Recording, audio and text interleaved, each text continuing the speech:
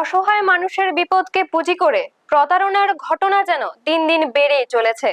মানবিকতার হাত বাড়ানোর প্রতিশ্রুতি দিয়ে এবার প্রতারণার শিকার হলো জটিল রোগে আক্রান্ত ছোট্ট ঈশিতার পরিবার। ঈশিতার চিকিৎসার জন্য বিভিন্ন মাধ্যমে আর্থিক সাহায্যের আবেদন জানানো হচ্ছিল।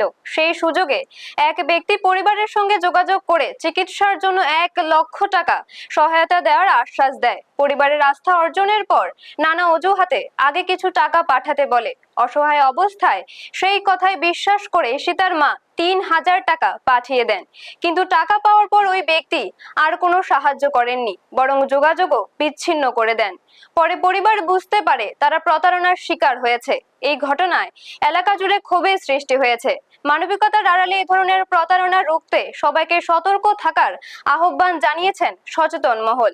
বিশেষ করে সামাজিক যোগাযোগ মাধ্যমে সাহায্যের নামে কেউ অর্থ বা অগ্রিম টাকা চাইলে তার পরিচয় ও তথ্য ভালোভাবে যাচাই করার পরামর্শ দেওয়া হয়েছে।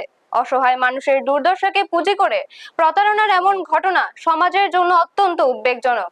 তাই সচেতন থাকুন, অন্যদেরও সচেতন করুন এবং সন্দেহজনক কোনো ঘটনার মুখোমুখি হলে দ্রুত প্রশাসনের দ্বারস্থ হন। ব্যুরো রিপোর্ট, নিউজ তৎকাল 24। হেডের নাম্বারটা দিয়েছে, আমি আমারও একটু কথা কো। তিনি এত স্পিডে কথা কইতেছে যে কি নাম ছিল তাইনের? তাইনের নামটা আমি সঠিক জানি না, কিন্তু তাইনের মানে বাইরের আসিল, এখানের আসিল না। তাই কি কইছে তারপর মানে ওই মানে মেয়েটার যখন নাম্বার দিছি তাই ওই মেয়েটার মোবাইলে ভিডিও কল করছে। করার পর মানে আমার অনলাইন যে মানে অ্যাকাউন্টটা এয়ারটেল ব্যাংকের আসিল, এটার মেয়েদের মানে তাইনে কইতাছে যে কেমনে কেমনে কি করব না করব, মানে ব্যাক ক্যামেরা দিয়ে তাইনেরা দেখানোর লাগে। তখন আমি মানে তো দেখাইছি, দেখানোর পরে তাইনে আমার মানে প্রথম কইছে যে তাইনে 5 টাকা তাইনে পে করতাম, মানে এতটা টাকা আইব, তো মানে এটা তো দেখতে লাগবো অ্যাকাউন্টে টাকা আইতেছে নি না আইতেছে।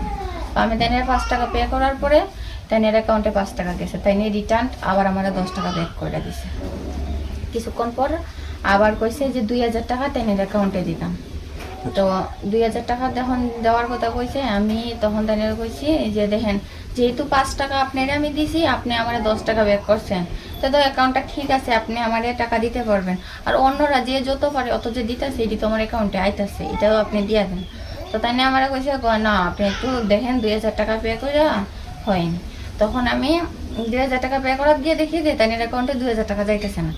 তারপরে তাই আমার বলছে ঠিক আছে, তো আমার 3,000 টাকা পে করেন। 3,000 টাকা পে করতে গিয়ে সেটা দেখি মানে পে করতেই তাইনের অ্যাকাউন্টে 3,000 টাকা গেছে না। যাওয়ার পরে তাইনে মানে আমার কিছুক্ষণ পর কইছে যে তাইনের অ্যাকাউন্টে 5,000 টাকা ট্রান্সফার করার লাগে। যখন 5,000 টাকা ট্রান্সফার করার লাগে কইছে, তখন আরেকজন ভদ্রলোক আমার কইতাছে যে দেখেন দিদি, তোমার মেয়ে অসুস্থ, তোমার যদি মানে কেউ টাকা দেওয়ার হয়, কেউ কোনোদিনও তোমার কইতো না যে তোমার অ্যাকাউন্ট থেকে তাইনের টাকা দাও, তাইনের 8 টাকা দিবেন না, ওই 5,000 টাকা যে দিব আপনি কি বিশ্বাস আছে? তারপরে এরকম করার পরে তাই ফোনটা রেখে দিছে।